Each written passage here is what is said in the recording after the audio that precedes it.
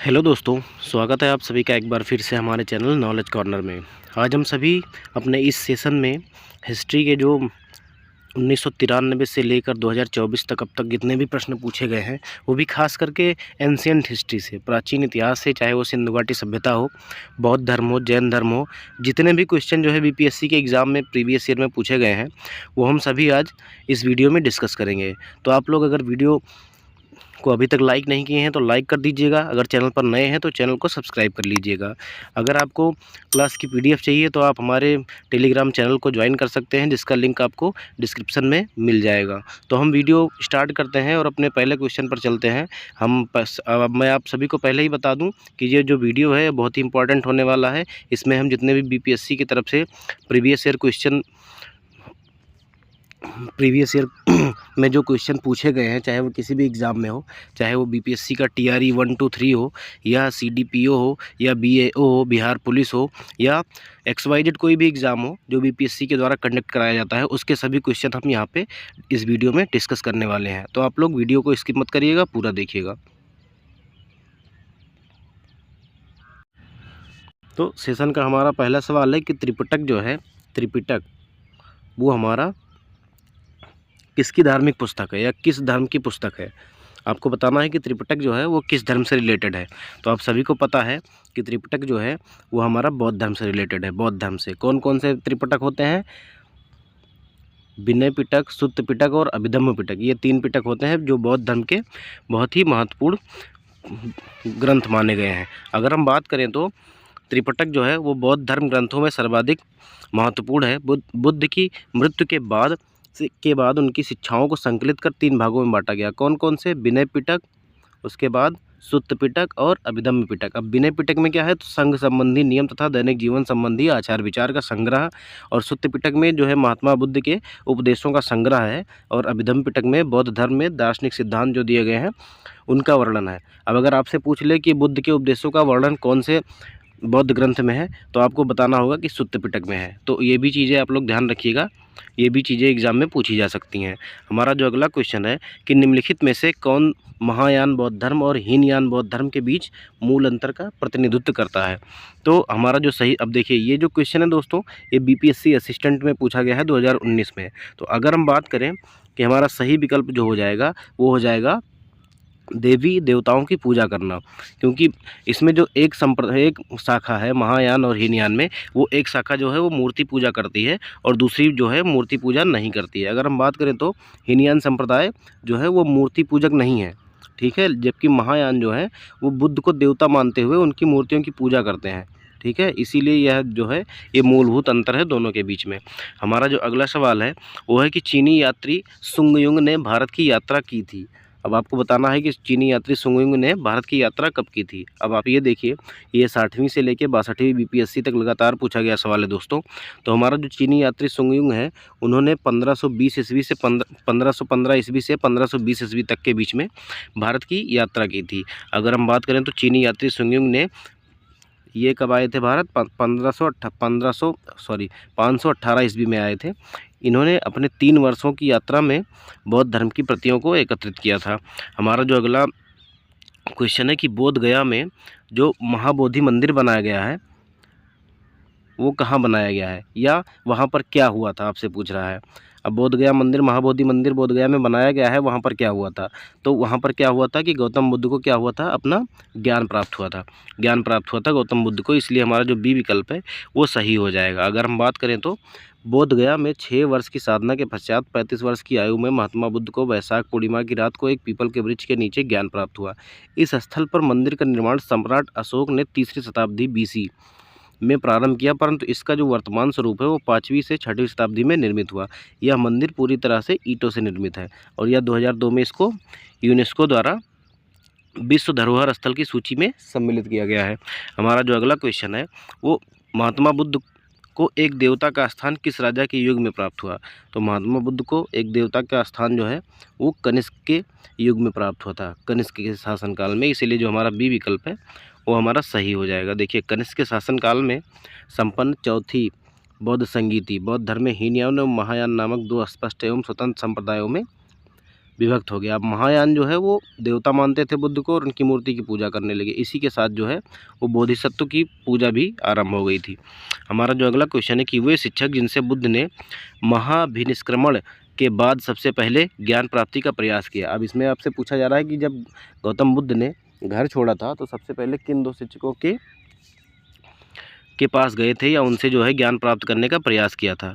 तो जो अलार कलाम थे दोस्तों और रुद्रक रामपुत्र, अलार कलाम और रुद्रक रामपुत्र, ये दो थे जिनसे गौतम बुद्ध ने सबसे पहले जो है ज्ञान प्राप्ति का प्रयास किया था। अब ये भी हमारा सवाल बीपीएससी सीडीपीओ में पूछा गया है। देखिए, महाभिनिष्क्रमण के ज्ञान के बाद ज्ञान की खोज में महात्मा बुद्ध अलार कलाम के आश्रम पहुंचे थे तथा उनसे दीक्षा ली। अलार कलाम के आश्रम में उन्होंने तपस्या की, किंतु वे इससे संतुष्ट नहीं हुए। अलार कलाम सांख्य दर्शन के आचार्य थे तथा वे अपनी शक्ति के लिए विख्यात थे। अतः अलार कलाम एवं रुद्रक रामपुत्र से महात्मा बुद्ध ने पहले ज्ञान प्राप्ति का प्रयास किया था। हमारा जो अगला सवाल है कि वो भारतीय कला में स्तूप, चैत्य और विहार का निर्माण निम्नलिखित में से किससे संबंधित है। तो आप सभी को पता है कि भारतीय कला में जो स्तूप, चैत्य और विहार है वो हमारा बौद्ध धर्म से संबंधित है। इसीलिए हमारा जो विकल्प है हमारा सी जो है वो सही हो जाएगा।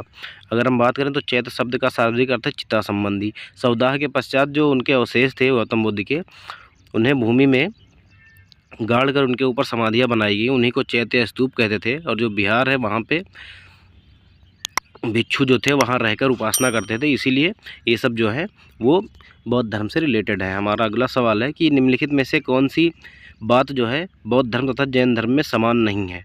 ठीक है, तो जो हमारा सही विकल्प है दोस्तों, हमारा विकल्प सी आत्मदमन सही हो जाएगा।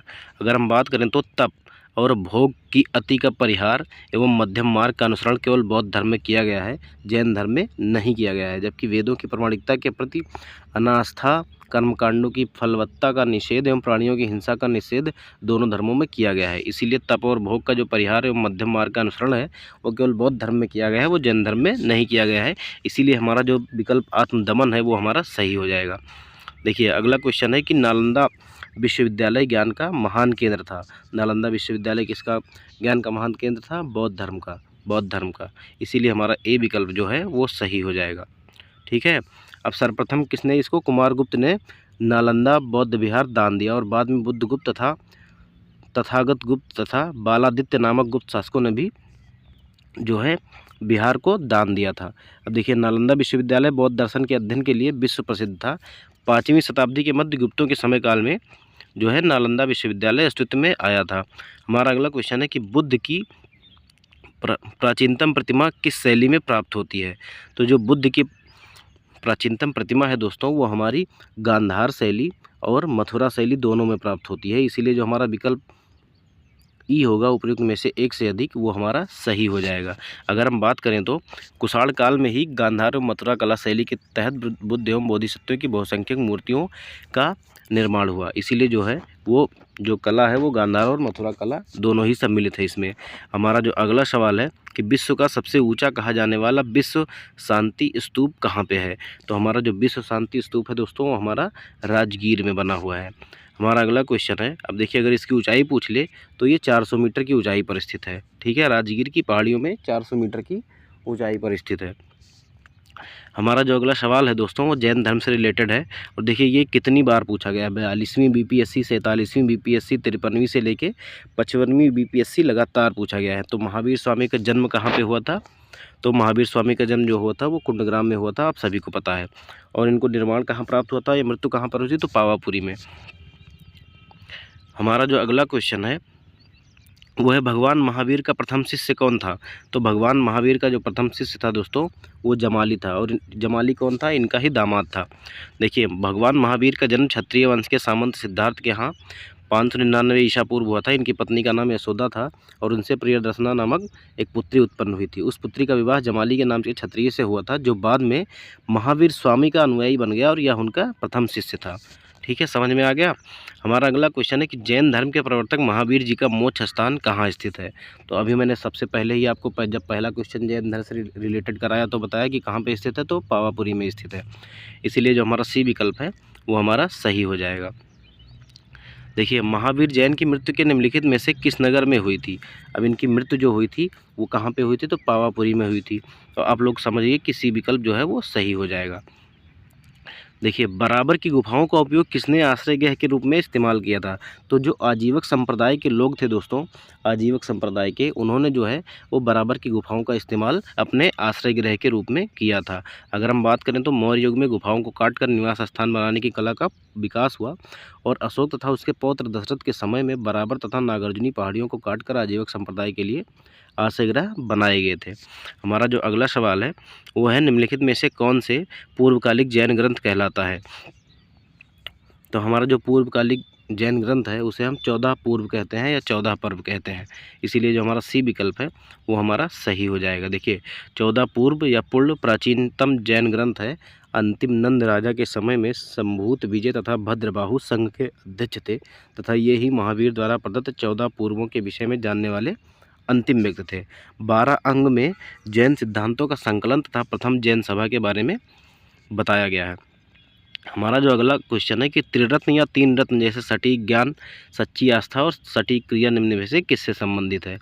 तो सम्यक ज्ञान, सम्यक वचन और सम्यक आचरण जो है वो हमारा जैन धर्म से संबंधित है। अब चाहे उसको सटीक ज्ञान, सच्ची आस्था और सटीक क्रिया सही है कहिए, या सम्यक ज्ञान, सम्यक विचार और सम्यक कर्म जो है ये आप कह सकते हैं। हमारा जो अगला क्वेश्चन है देखिए सम्यक ज्ञान, सम्यक दर्शन और सम्यक चरित्र, ये तीनों जो हैं ये त्रिरत्न बोला जाता है इनको, और ये जैन धर्म से संबंधित है। निम्नलिखित में से कौन सी बात बौद्ध धर्म तथा जैन धर्म के समान नहीं है। अब देखिए ये क्वेश्चन फिर से आपसे पूछा गया है 40वीं बीपीएससी में, और हमने थोड़ी देर पहले ये क्वेश्चन किया है। तो हमारा जो आत्मदमन है, सी जो विकल्प है वो हमारा सही हो जाएगा।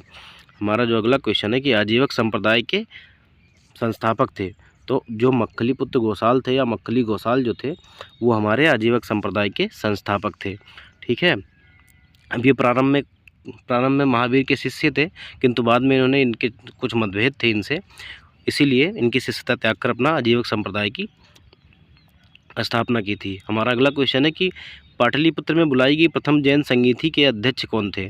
तो प्रथम जैन संगीति जो पाटलिपुत्र में बुलाई गई थी उसके अध्यक्ष थे स्थूलभद्र। कौन थे? स्थूलभद्र, इसलिए जो हमारा सी विकल्प है वो हमारा सही हो जाएगा।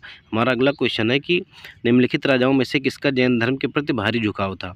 जो कलिंग नरेश खारवेल थे, कलिंग नरेश खारवेल, इनका जो था वो जैन धर्म के प्रति भारी झुकाव था, इसीलिए जो हमारा सी विकल्प है वो सही हो जाएगा। देखिए कलिंग का चेदी वंशीय शासक खारवेल प्राचीन भारतीय संस्कृति या इतिहास के महानतम सम्राटों में से एक था।